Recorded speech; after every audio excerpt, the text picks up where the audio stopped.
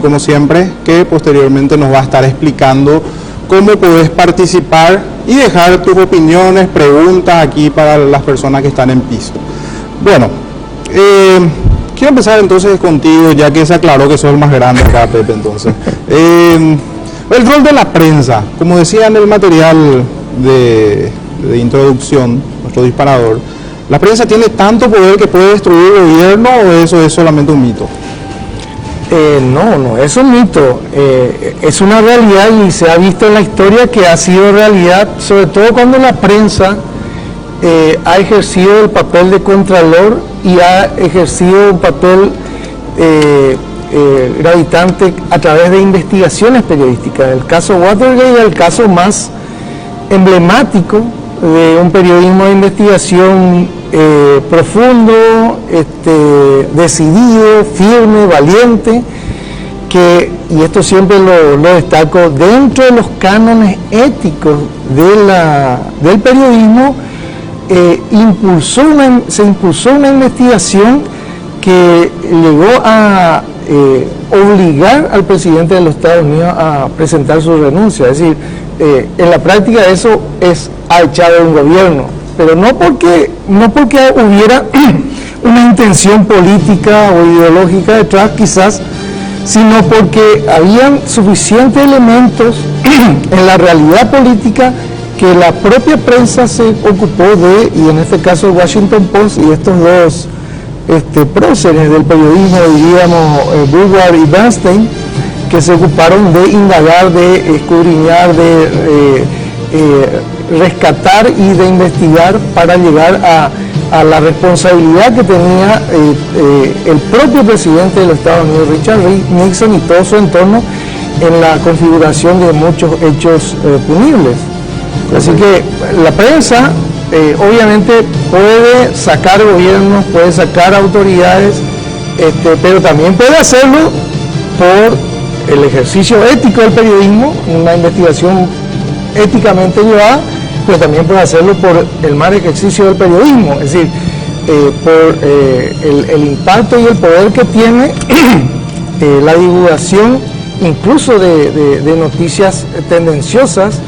Hoy día que estamos hablando mucho de las fake news, muchas veces estas se constituyen en elementos desestabilizadores, producto del mal ejercicio de la información. Podemos coincidir entonces que es un poder más, de repente, como diría algún famoso comunicador, un cuarto poder. Claro, lo que pasa es que esa concepción de un poder más podría ser vista del concepto práctico y pragmático. En realidad lo que debería ser la prensa es un contrapoder, es decir, ser el contralor, ser el contrapeso frente al ejercicio del poder real, formal o fáctico, y eso es lo que se espera del aporte del periodismo en la sociedad. Correcto. Luis, teniendo en cuenta de que muchos tienen la tesis de que efectivamente la prensa es un poder más, o en este caso un contrapoder, como decía Pepe, y yendo a la tesis liberal de que todo poder necesita un límite, ¿este límite es necesario en la prensa? Yo creo que los límites están establecidos en las leyes, en la Constitución. Yo lo que no creo es que sea necesaria una ley exclusiva para la prensa. A través de la prensa se pueden cometer delitos que están tipificados en el Código Penal y la gente tiene todo el derecho de hacer uso de las herramientas que la ley le concede cuando hay excesos, por supuesto. Lo que pasa es que, a ver, la prensa no es muy distinta de las otras instituciones en el país. Nosotros tenemos instituciones mediocres, instituciones que cometen excesos, instituciones que muchas veces son manipuladas por los administradores de turno. Y bueno, la prensa no. Hay gente que espera que la prensa sea una prensa sueca en Paraguay. La prensa es la prensa paraguaya, tiene todos los vicios que tiene nuestra sociedad. Pero me parece que es mucho más peligroso tener una ley que le permita a la clase política amordazar a la prensa cuando le estorba, que un periodismo que muchas veces comete excesos y que tendría que ser controlada por las instituciones que ya están establecidas en la ley. El problema es que esas instituciones no funcionan, o sea, no funciona para controlar la prensa, no funciona para controlar a la clase política corrupta, no funciona para controlar a los narcos. Nosotros siempre queremos encontrar la solución por el lado que nos corresponde. No hay una ley de prensa lo que va a solucionar los excesos que tenga la prensa. Es muy importante lo que estás diciendo, Luis, y que me lleva a hacer una pregunta que quiero hacerla a ambos.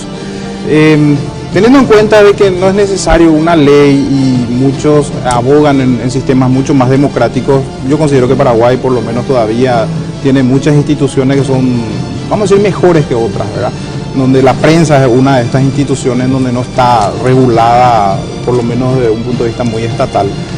Eso lleva a personas muy poderosas a comprar medios, ¿verdad?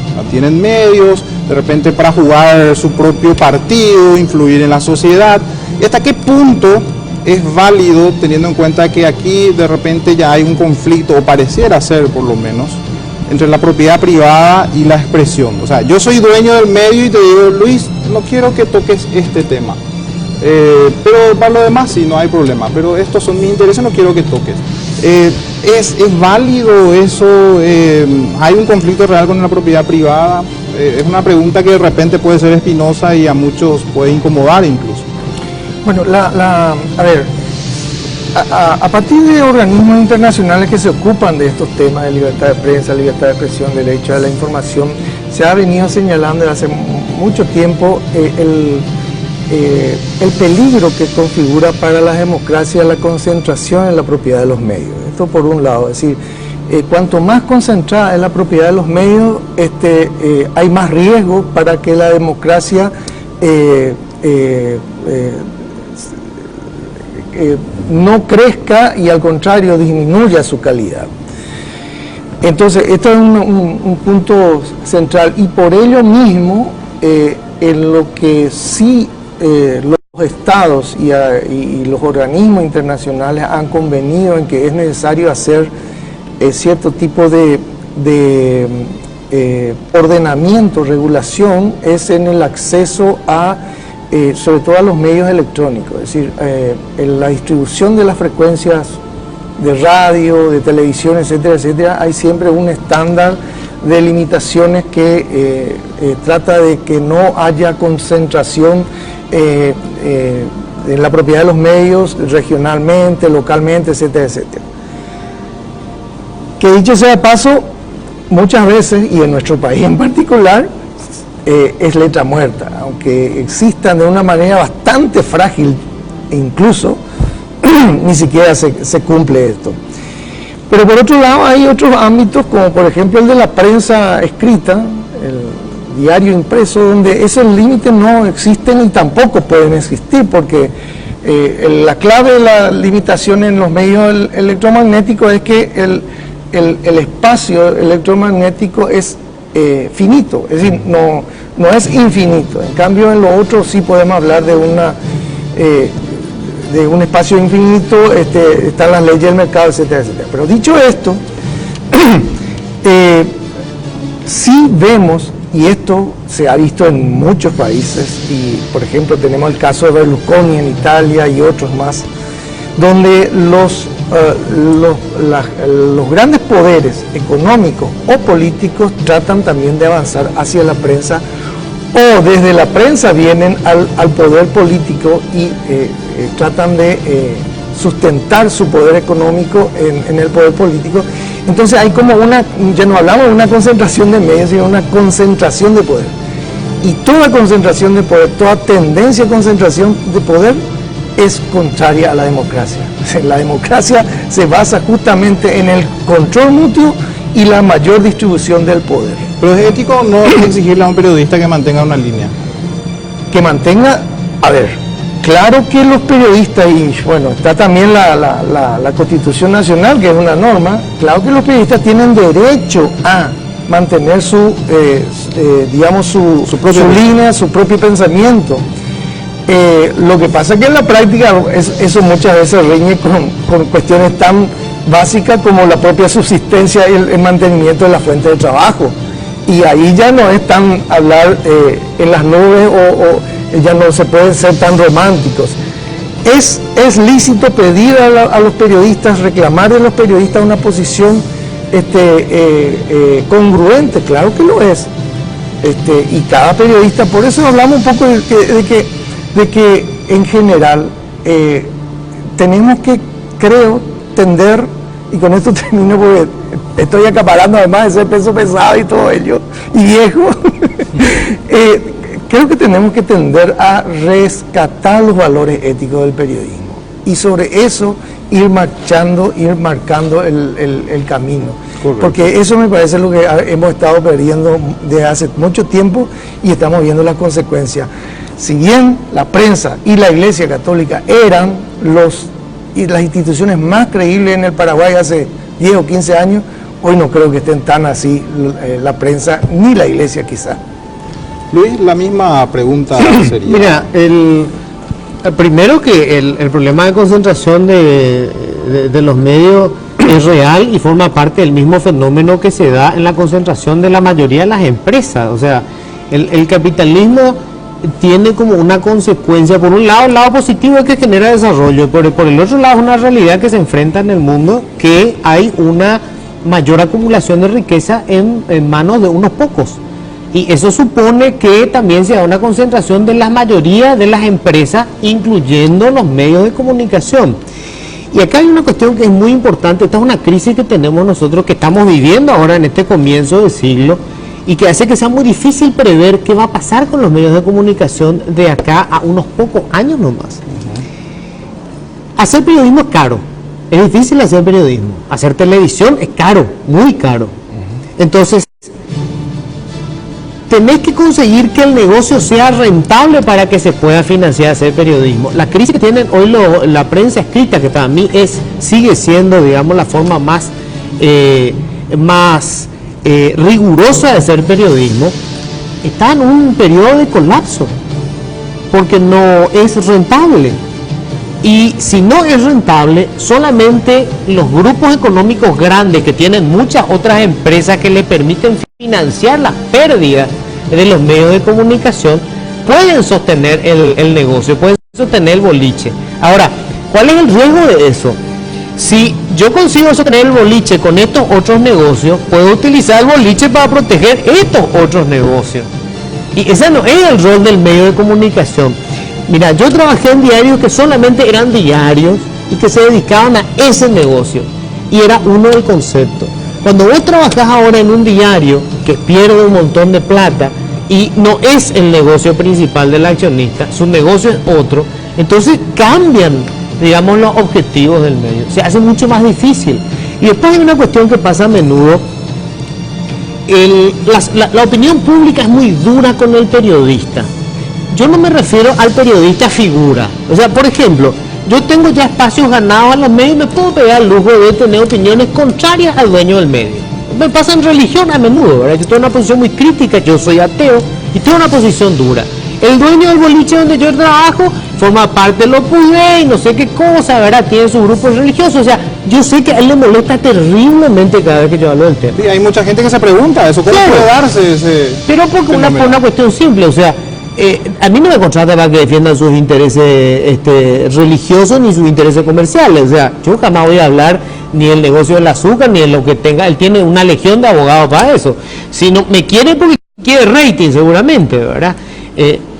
Pero yo no puedo pegar el lujo ahora. Pero cuando vos empezás en esto, cuando sos un cronista de calle y te dicen, ¿sabes qué? Te vayas a la cobertura en la UIP y si habla del azúcar no vas a publicar una línea.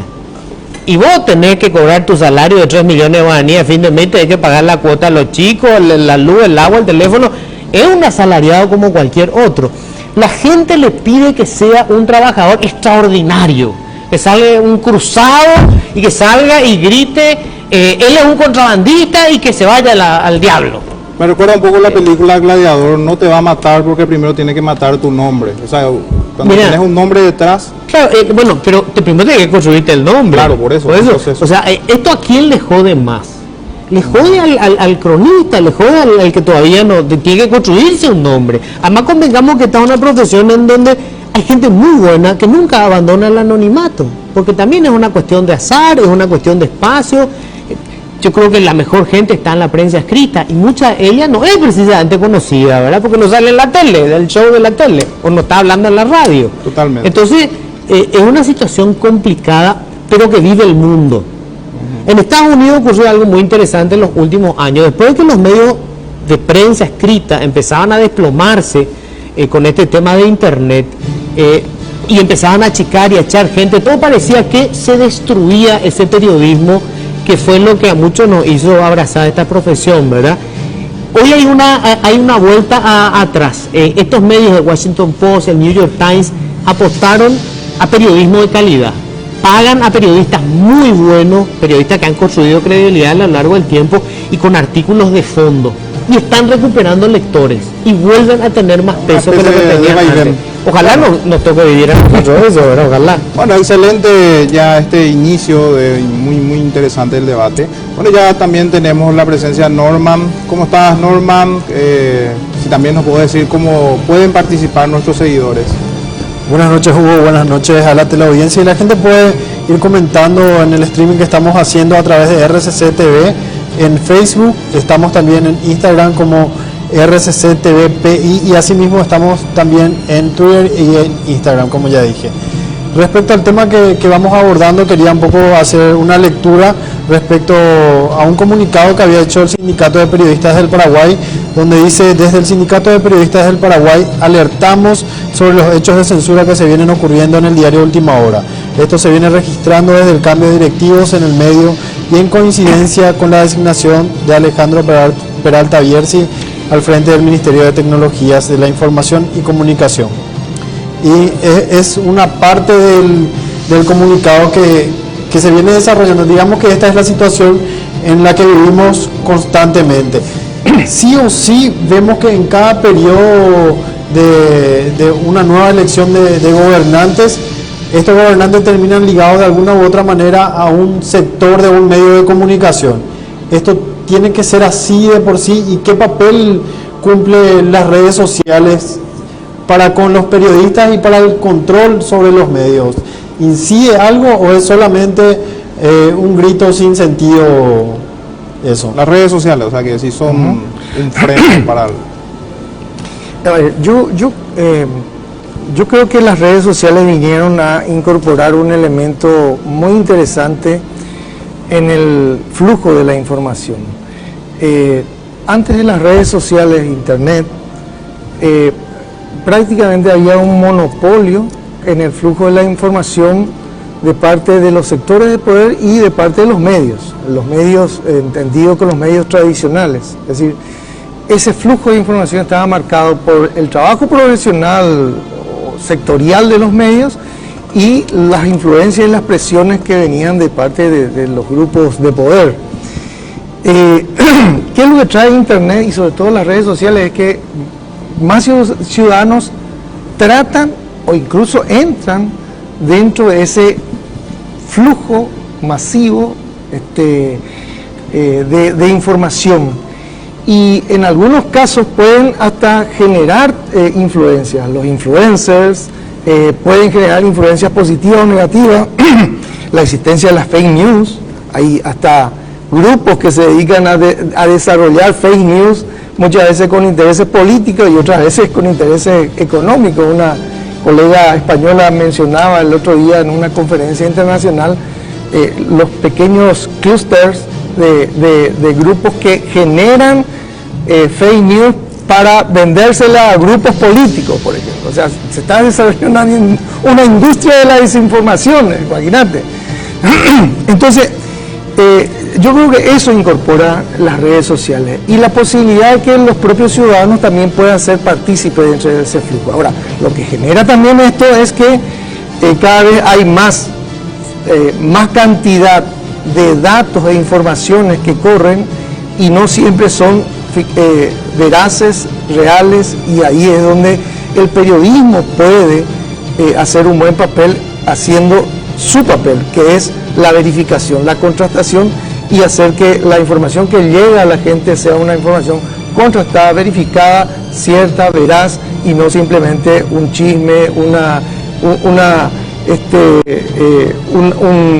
presunción y que aporte eso, calidad al flujo informativo.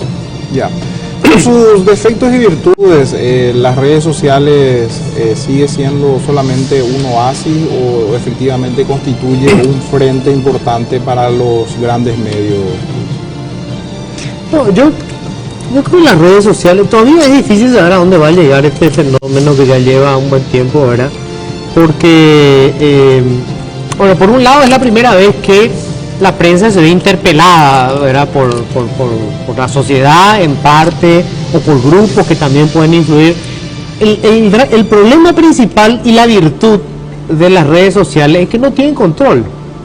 Entonces allí puede haber gente que genera microclimas, porque de hecho eso ocurre cuando vienen las elecciones, se generan, hay gente contratada para hacer eso, ¿verdad? Hay una cantidad ahora de supuestos internautas que en realidad son inventados, ¿verdad? Y se genera toda una red. Pero por el otro lado, desde las redes sociales se pueden instalar temas que realmente y genuinamente le preocupen a la gente, ¿verdad? Nadie puede controlar del todo, eso es una cuestión bastante amorfa, ¿verdad? Ahora, a la hora de entender los problemas, yo creo que allí es donde el buen periodismo va a volver a resurgir, ¿verdad? Porque la gente le cree o no a alguien, le cree o no a un medio, o le cree más a un medio que a otro, y eso no se puede comprar. O sea, vos podés tener acá a alguien que gane miles de millones del medio. Vos podés ganar miles de millones de dólares vendiendo cigarrillos de contrabando y podés comprar todos los medios que quieras, pero no podés comprar credibilidad. O sea, la gente cree o no cree, le cree a los periodistas que están trabajando contigo o no le cree. Y eso no se paga, eso se gana con los años, con el tiempo, ¿verdad? En las redes sociales hay alguna cosa que puede tener impacto, pero a la hora de buscar información la gente sigue buscando otra vez los medios, ¿eh?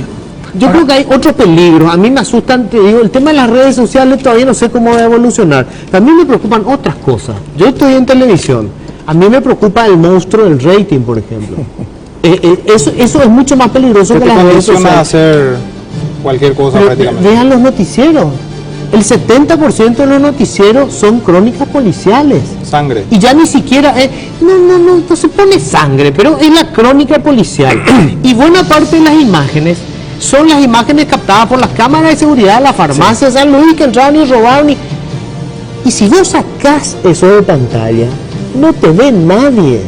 Entonces muere el programa. O sea, el rating es un monstruo mucho más peligroso que el de las redes sociales. Porque la televisión sigue siendo el principal medio de información de la gente. El rating, no, en las redes traduciendo sociales, en el mercado, es el consumidor, ¿verdad? Finalmente. Entonces, es el que te marca la pauta, entonces... Es que el morbo, ven, y fíjate, no es solamente que pregunta y dice, no, pero lo que pasa es que porque no tenemos educación. No es cierto. Mirá vos, History Channel o Discovery Channel. Totalmente. Hace 10 años vos tenías un rigor y una serie, hoy tiene una cantidad de basura, porque es lo que vende. O sea, History Channel tiene 2 o 3 buenos materiales y después el 80% están los dos tipos que venden porquería, que venden antigüedades. Es así el monstruo del rating. Correcto. Excelente el primer bloque, así arrancamos confrontados. Bueno, ahora vamos a una pausa, enseguida volvemos con más confrontados.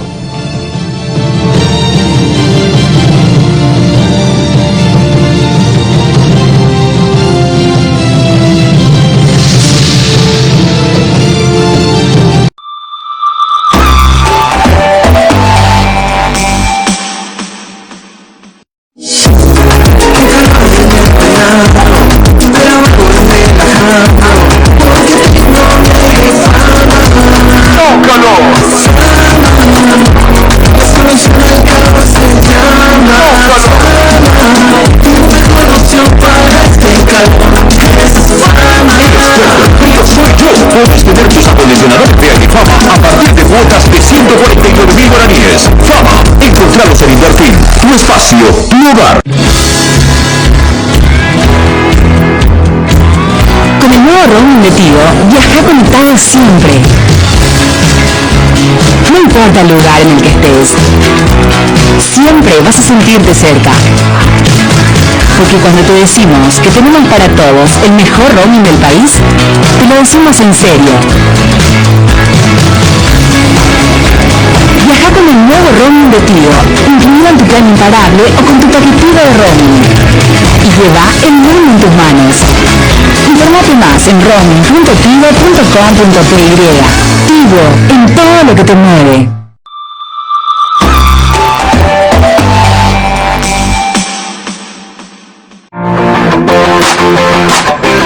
Estamos arrancando Salvando Vidas, por supuesto, aquí por la red chaqueña de comunicación. La fobia social no es común y no todos los padres están informados. Personas que tienen una tendencia a la ansiedad no rinden, no dan todo de sí, trabajando con la familia. Temas que tienen que ver con los hijos.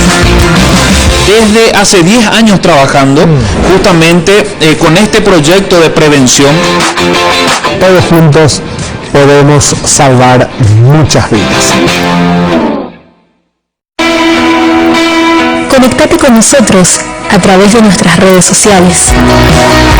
Entretenemos, informamos y fomentamos buenos valores en todas nuestras plataformas. Te mostramos lo que sucede en el territorio nacional mediante una fuente confiable. Compartí, suscríbete y seguí a la RCC.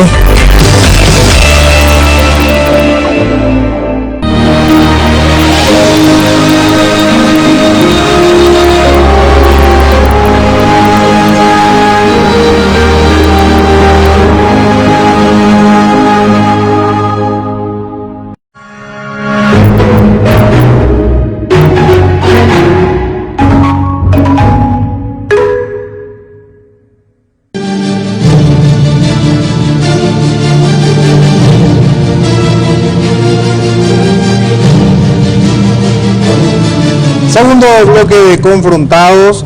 Muy interesante este debate, estábamos diciendo. Hay tantas cosas que hablar cuando se refiere a la prensa, el poder, el monopolio. Bueno, tomemos este último aspecto, el monopolio. Algunos economistas definen y diferencian monopolio de ausencia de competencia. Dicen que el monopolio, por lo menos una tesis, es cuando hay una injerencia del Estado en donde permite que coexistan empresas muy fuertes y que son protegidas a través de una ley.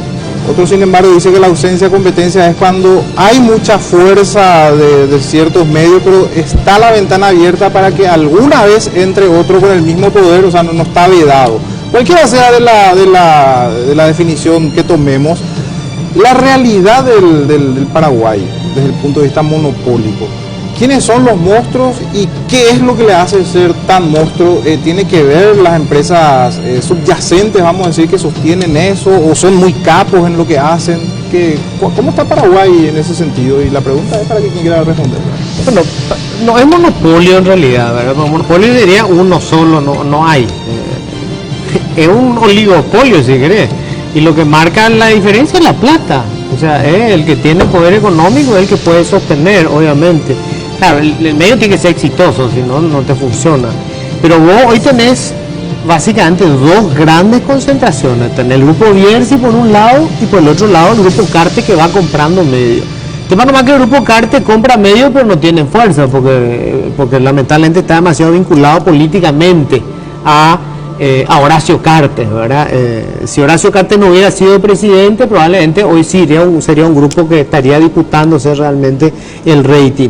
El otro grupo fuerte es el grupo ABC. ABC sigue siendo un medio que marca agenda, pero se está achicando porque la prensa escrita lamentablemente se está cayendo en términos comerciales. Entonces ABC tiene una radio fuerte, que es Cardinal, pero tiene un canal de noticias. Ahora, en televisión son los canales de aire los que siguen marcando la agenda. O sea, no, fíjate vos que no es un accidente que cuando Cartes, estando todavía como presidente, ¿verdad? Iba a tirar su diatriba contra la prensa, primero le pegaba a Telefuturo.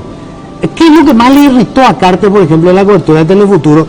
Fue lo que se llama pie de página en prensa y se llama un zócalo en televisión, ¿verdad? Le pegó a Menchi, Óscar y Menchi no dijeron gran cosa. Había un zócalo que decía el marzo paraguayo de Cartes, una cosa así, ¿verdad? Eso lo mató. Y la transmisión en vivo de la gente que se iba al Parlamento, porque eso generó reacción y más gente se fue y bueno, finalmente se le fundió el proyecto de la reelección. Ese es su odio y su bronca, ¿verdad?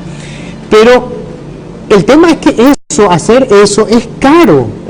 Telefuturo hoy tiene, creo que Telefuturo es el que más factura todos los medios, ¿verdad? Hoy tiene una espalda financiera tremenda, pero construir eso significó muchos años de pérdida, y el que se chupó la pérdida fue el grupo Bielsa, que tiene otras empresas para sostener. ¿Cómo hacer con un canal que recién empieza y puede aguantarte cuánto? 1 o 2 años de pérdida? Después, si no le genera renta, empiezan a echar gente, y cuando echas gente, pauperizas tu producto y finalmente terminas fundiéndote. Y así es como te quedan solamente los grandes grupos económicos.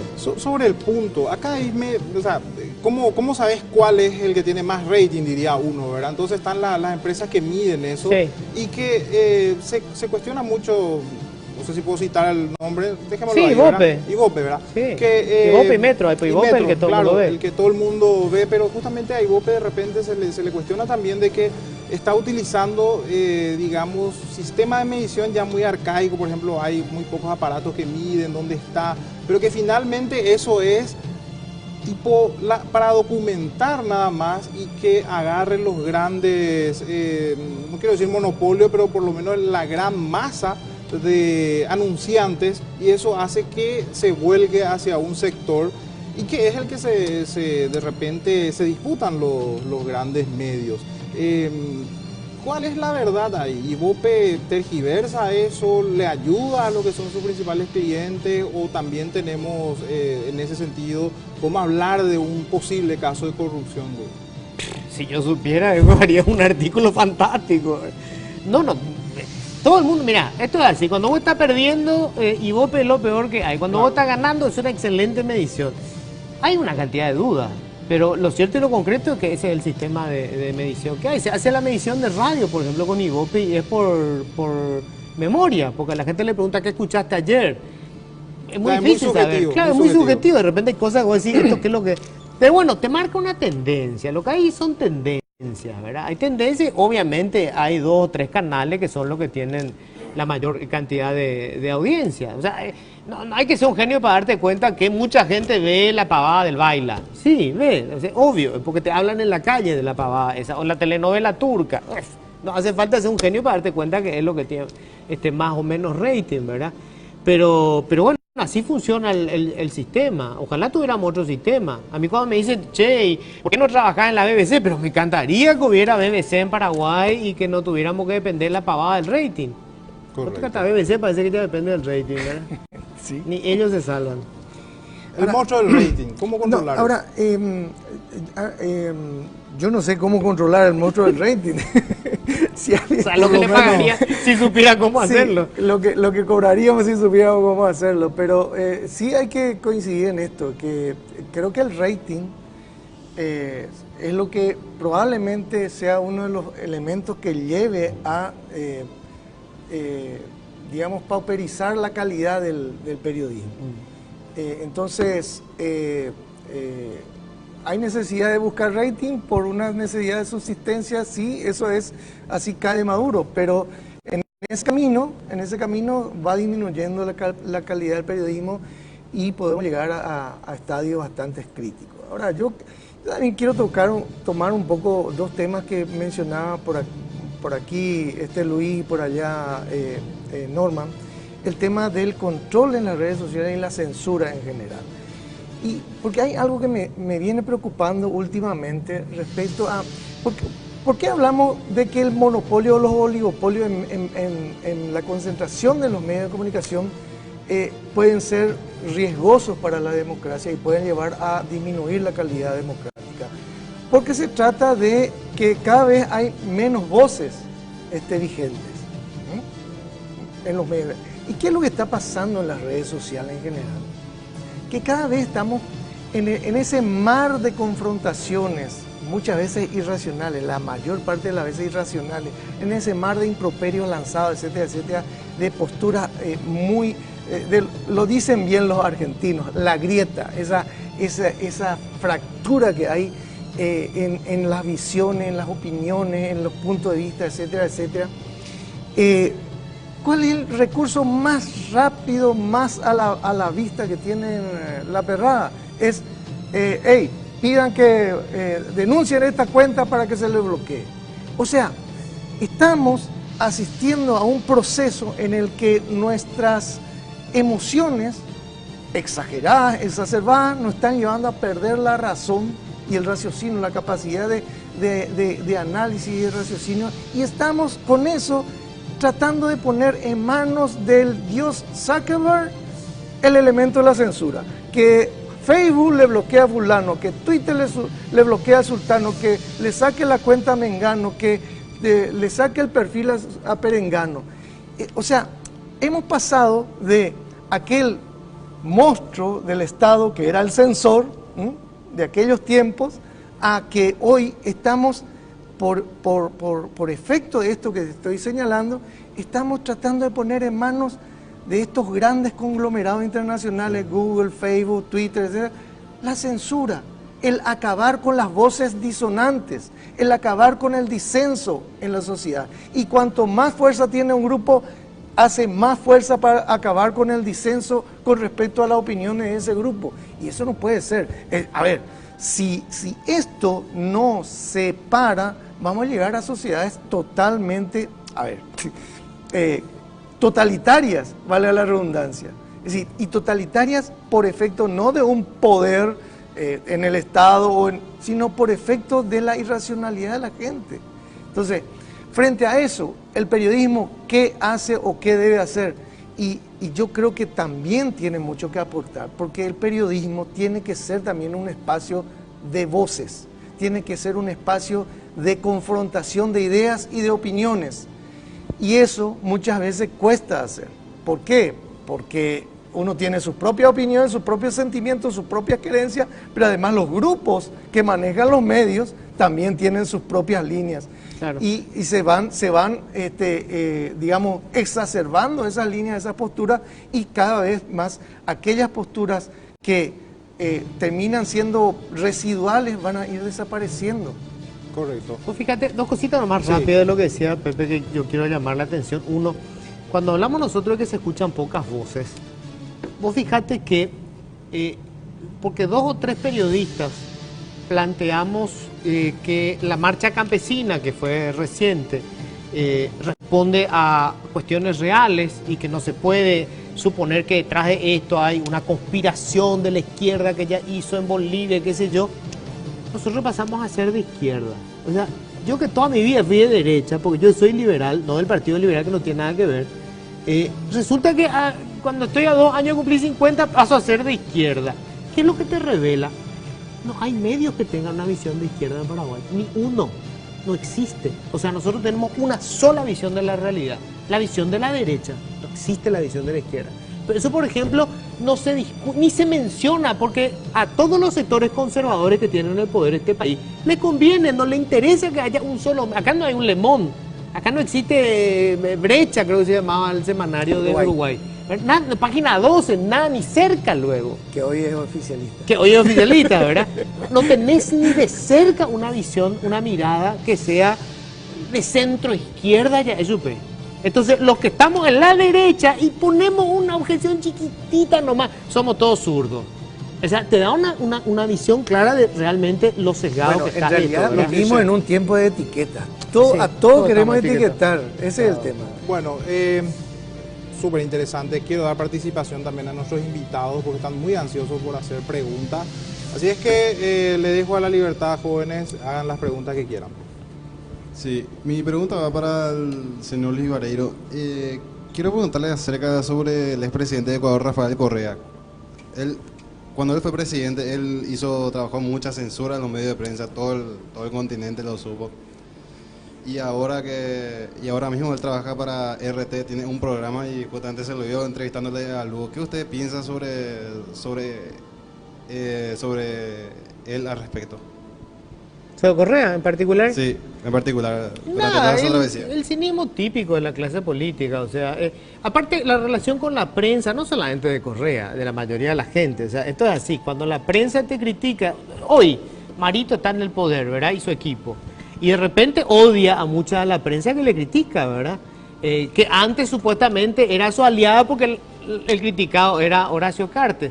Por eso vaivenes se dan siempre en la prensa, ¿verdad? Salvo alguna prensa que es demasiado obvia que es militante, porque hay prensa militante y hay prensa, digamos, que directamente es rentada, ¿verdad? Hay operadores políticos en la prensa. Por eso es muy obvio. Los otros, vos fijate nomás a lo largo del tiempo cómo primero son atacados, primero son argañitas, después fueron guamosistas, después fueron oviedistas, después fueron antioviedistas, porque siempre el que está en el poder, o sea, si vos haces periodismo, te vas a llevar mal con el que está en el poder. Eso es lógico, esa es la lógica. Lo que decía Pepe, nosotros somos el contrapoder. Siempre vas a ser necesariamente la ampolla en el zapato del que está en el poder. La prensa fue la ampolla en el zapato de Correa, hoy es el que le puede dar, digamos, espacio para que él cuente su verdad. Así nomás. Adelante. Sí, muy buenas noches. Sobre el punto, desde mi punto de vista, yo no creo que esté mal utilizar los medios de comunicación para defender ciertas ideas. Ahora bien, el punto creo que está cuando en busca de esa defensa manipulamos la realidad de la noticia y empezamos a transgiversar eso. En el caso del diario La Nación, por ejemplo, que es lo que yo más veo, hace poco hubo una movilización a favor de Cartes cuando se dio todo esto de su vinculación con el lavado de dinero y se presentó como la gran movilización a favor del pueblo, a favor de Cartes, cuando en realidad era un grupo bastante reducido de personas. Entonces, ¿cómo encontramos dentro de los medios un equilibrio para poder presentar una idea sin que esto, bueno, pase a ser falso, por decirlo así, sin que la noticia en sí sea afectada? Para cualquiera de los dos. Bueno, a ver, el periodismo tiene el deber, el principal propósito, la misión del periodismo es hacer cumplir un derecho humano básico, que es el derecho a la información, y dar espacio para el ejercicio de la libertad de expresión. En eso quizás se pueda conjugar la función social del periodismo en la sociedad. En ese trance, en esa tarea, obviamente hay unos estándares éticos y uno de los estándares éticos sustanciales que lo dice siempre de una manera gráfica Humberto Rubín, un grande de nuestro periodismo, a escuchar las dos campanas. Eso es lo básico cuando hablamos de información o hablamos de noticias, lo cual no significa que los periodistas o el medio de prensa no puedan tener su propia opinión y exponerla en forma editorial, en forma de columnas, en forma de opiniones en un programa radial, televisivo como este, etc. Pero sí vemos que ocurre muy a menudo ese tipo de cosas que está señalando la joven y ese tipo de cosas ya no resulta, cada vez más la gente se da cuenta de que sucede eso. Así como la joven que es estudiante de periodismo, por la carrera que está haciendo, tiene esa percepción, pero hay mucha gente que sin ser periodista o sin muchas veces tener educación se da cuenta, mira, esto hacen así porque es asá, esto hacen asá porque es el dueño del medio es así, o es tal, o es fulano de tal. Entonces, yo creo que en gran medida la desfachatez con que muchas veces se pretende tergiversar la noticia es un boomerang para los medios. Y ahí volvemos al tema de la credibilidad. Y la credibilidad no se construye con ese tipo de cosas, se construye con eso, con un manejo ético, con un manejo de calidad periodística, aún teniendo una posición precisa en algunos temas que pueden ser diferentes a otros grupos. Pero bueno, ¿ocurre eso? Sí ocurre eso. Va a seguir ocurriendo y en la medida que haya gente de poder económico o político que utiliza la prensa para sus propios provechos, obviamente que va a seguir ocurriendo y vamos a seguir teniendo esos baches de periodismo bajos de calidad en ese tipo de cosas. Buenas noches. ¿Para usted es necesario que la prensa filtre todo lo operativo que, por ejemplo, va a ser la Fuerza de Tarea Conjunta o los policías para acabar con el EPP o algunos delincuentes? Pues para mí, la prensa pues de repente filtra lo que va a decir la Fuerza de Tarea Conjunta o dice que van a hacer al día siguiente. Eso, ¿para usted es necesario que eso sea? Se puede hacer una reserva, pedirle a la prensa, no me escupas en el asado, por decirlo así, si soy policía. Claro, en realidad no es que la prensa filtra, lo que filtran son los responsables de los operativos, ¿verdad? La prensa no puede adivinar que se va a hacer un operativo, lo que tienen que controlar esos son los que están en los operativos. Ahora, sí es un tema de debate ético, si corresponde o no. Yo creo que ningún medio va a publicar mañana van a hacer un operativo en el norte del país. No me imagino, ¿verdad? O van a hacer una redada para atraparle a lo que robaron en el banco. No se me ocurre, ¿verdad? Allí hubo varios temas de debate. Por ejemplo, sí habría que emitir los videos que graban estas organizaciones terroristas, justamente para infundir miedo, ¿verdad? Y son temas de debate complicados. Hay países que han decidido, por ejemplo, no pasarlo. Estados Unidos, después de la experiencia traumática que supuso el atentado contra las Torres Gemelas, tomaron la decisión, por ejemplo, de no transmitir muchos de los videos, de las grabaciones que hacen. Pero fueron los propios medios que tomaron. Pero los medios, no el Estado. No hubo una imposición. No, los medios son los que... Por eso son temas que hay que debatirlos. Ahora, creo que la responsabilidad primera siempre tiene que ser de los organismos de seguridad.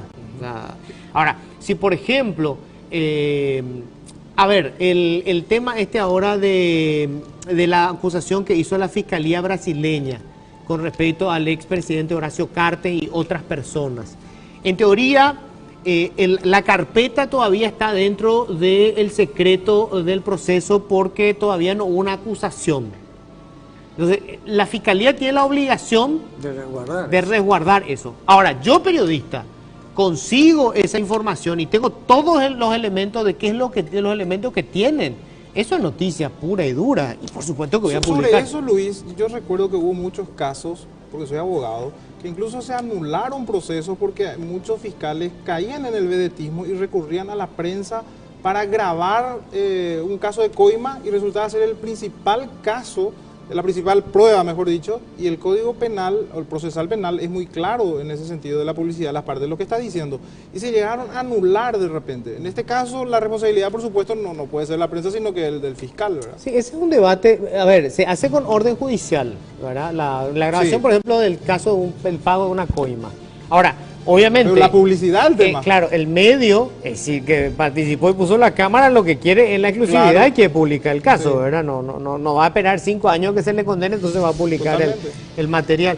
Y es un tema de debate jurídico interesante. Totalmente. Norman. A las personas que pueden estar viendo también a través y comentando a través de las redes sociales, estamos en RCC TV PI en Instagram y así también en Twitter, y en Facebook estamos como RCC TV. También pueden visitar nuestro portal para enterarse de las noticias referentes al Chaco. Estamos en internet como www.rcc.com.py.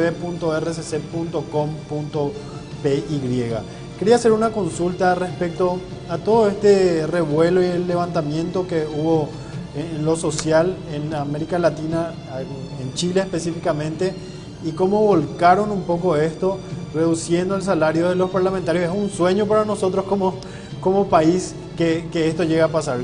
¿Cuál debe ser el rol de la prensa para esto? ¿Debemos empujar un poco para ello o simplemente ser meros espectadores e ir relatando acerca de lo que acontece? Para cualquiera de los dos. Bueno, respecto a eso, a ver, ¿la prensa debe impulsar cambios en la sociedad? Sí, debe hacer. O sea, lo que pasa es que muchas veces, ¿cuáles son los cambios? Sí, y acá tenemos un ejemplo práctico y histórico donde se embarcó la prensa y creo que siempre hay que rescatar ese ejemplo. En el año 2013, cuando ingresaba el nuevo gobierno de Cartes, los parlamentarios, hubo una erupción, una ebullición de reclamos ciudadanos por la transparencia, a lo cual también hubo campañas mediáticas en función a pedir, reclamar transparencia. Y el foco estaba puesto, recuerdo en aquel momento, en los salarios de los funcionarios públicos, en los viáticos de los parlamentarios, en los gastos de la clase política. Apareció todo este tema de la niñera de oro, etcétera, etcétera. Y eso confluyó de tal manera, se alinearon los astros, como se suele decir, que llegamos a institucionalizar un avance en términos de una ley de transparencia y de acceso a la información pública. Algo que no lo teníamos, a pesar de tener una constitución que hablaba del tema, no teníamos una norma que haga práctica y efectiva el acceso a ese derecho. Lo logramos como sociedad 22 años después de tener la constitución. Y en esa confluencia influyó mucho la prensa, claro que sí, como la ciudadanía, la gente que salía a las calles, se recuerdan la manifestación de los papeles higiénicos frente al Parlamento, los escraches ciudadanos, los 23 senadores, etcétera, etcétera. Entonces, claro que es esperable, deseable que la prensa se involucre en el reclamo de los cambios sociales, sobre todo cuando son así tan contundentes y reales que se precisan. Vos estás poniendo el caso de los salarios de los parlamentarios. Yo te pongo el caso paraguayo del tema de la transparencia. ¿Qué hubiera pasado si Paraguay en ese momento no avanzaba ese paso? Fíjense lo que hemos avanzado en estos últimos, ¿cuántos? 6 años, con leyes de transparencia. Obviamente, no todo es color de rosa, pero siguen bulliendo, sigue saltando la pus de muchas cosas que se pretendían mantener bajo el secretismo dentro del cual hemos vivido décadas. Entonces, ese fue un gran aporte de la prensa y hay que reconocerlo, y un gran paso y una gran lucha de la ciudadanía también. Adelante. Sí, buenas noches para ambos.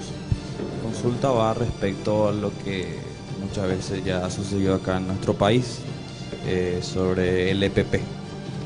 Y tengo una cierta duda hace mucho tiempo, ¿verdad? Y la mayoría de los paraguayos no sabemos quién está detrás del EPP. Tampoco no sabemos si el periodismo sabe algo pero no cuenta, o directamente tampoco no sabe, como los televidentes. O sea, ¿qué opinan ustedes si hay algo más detrás del EPP? ¿Alguien le está encubriendo? ¿O es lo que todo el mundo cree nomás? El fantasma del EPP. No, yo creo que, no sé, para mí no hay mucho secreto con el EPP, es como otras organizaciones de ese tipo que se generaron a partir de situaciones sociales que son reales, un grupo que tenía una posición ideológica extremista y que tiene sobre todo un núcleo familiar. Yo creo que, así como explican algunos de los integrantes de los servicios de inteligencia, no creo que sea tan numeroso. Sí creo que hay cierta coincidencia ideológica con algunos grupos políticos, pero yo no creo esa historia de que están detrás, el Frente Guazú les mantiene. O sea, me parece que toda esa volaterapia que lanza, digamos, los sectores más conservadores es eso, volaterapia. Creo que haya más allá de eso. Y además tampoco es muy complicado, digamos, generar los conflictos que genera el EPP. Porque básicamente, ¿qué es lo que consiguen ellos? Que con el miedo o la connivencia los mantengan ocultos en zonas en donde no es difícil que la gente se pierda. Yo estuve en la zona del EPP, porque todo el mundo dice, ¿qué es lo que es un boquecito? ¿Qué boquecito es la pelota? O sea, eso es inmenso, no es que vos entrás con el arma y los encontrás mañana, no es cierto, justamente porque son pocos. Y segundo, porque la situación de pobreza que se vive ahí, el desastre medioambiental que han provocado muchos de los colonos, por ejemplo, es real. O sea, eso no es un invento. Entonces había ahí elementos de la realidad social que estos grupos extremistas usaron. Hace rato que no hay nada del EPP. Yo creo que mucho tiene que ver también con que los trabajos de inteligencia dan sus resultados. Pero esto puede llevar muchísimo tiempo. Me parece que no es ni siquiera lo más grave que hay en el país. Lastimosamente el tiempo se nos fue, un tema muy apasionante, yo creo que hay mucho por hablar todavía, demasiado, un tema que cada vez que uno habla va escarbando y va encontrando más cosas, ¿verdad? Porque es apasionante. Le pediría un minuto de palabras finales para redondear y despedir nuestro programa. Bueno, de mi parte, obviamente agradecerte a vos por esta invitación, Luis, por haber compartido y sobre todo en esto, dejar esta reflexión. El periodismo es algo muy importante para la sociedad y creo que los periodistas, los medios, y también la ciudadanía tiene que tomar conciencia de ello para que cada vez tengamos un periodismo de mayor calidad. Si nos desbarrancamos en un periodismo rastrero, solamente del rating, todo ese tipo de cosas, vamos a perder como sociedad. Y una sociedad democrática se hace con las voces de todos los sectores, no solamente de los sectores de poder, no solamente con las voces más que gritan más fuerte, y el periodismo puede ayudar a hacer esa sociedad de muchas voces, si quiere hacerlo. Ahora, si se asocia o se alinea con modelos autoritarios, con modelos de pensamiento único y lineal, vamos mal. Y yo espero que eso no suceda en nuestro país, al menos. Gracias, Pepe. Luis. Yo creo que hay dos tipos de periodismo bien diferenciados, ¿verdad? Y que tienen que fortalecerse. Uno es el periodismo informativo, propiamente, que son los noticieros, que es la crónica periodística en general. Y el otro es el periodismo de opinión y de análisis. Lo que nos pasa es que a menudo se confunde eso. Mucha gente me dice en la radio. Yo en la radio hago puramente periodismo de opinión, de análisis, de crítica, y en el noticiero hago informativo. O sea, creo que es muy importante no mezclar los tantos y apostar siempre a lo que siempre fue. El periodismo es básicamente narrar los hechos, ¿verdad? Nosotros somos narradores de historia, eso es. Y ser intelectualmente honestos. Yo no le pido objetividad porque me parece muy pelotudo eso de la objetividad, ¿verdad? Porque claro, vos mirás desde acá, yo miro de acá y nuestras visiones son distintas. El tema es que yo te cuente lo que estoy viendo y cómo lo estoy viendo, no que te invente la cosa porque me conviene que lo vea verde cuando lo estoy viendo amarillo. Entonces yo creo que la clave es que mantengamos la honestidad intelectual. Genial. Muy buen programa realmente, digno de ser el penúltimo del año. Y precisamente el próximo lunes tenemos el último programa del año, así es que te invito también para ver. Y bueno, hasta ese entonces vamos a tener el último programa, lo mejor de Confrontados, todos los que pasaron por acá. Estoy seguro que vamos a pasar fragmentos de este programa también. Así es que la cita está hecha para el próximo lunes. Muchas gracias por acompañarnos una vez más. Este programa fue presentado por Inverfin.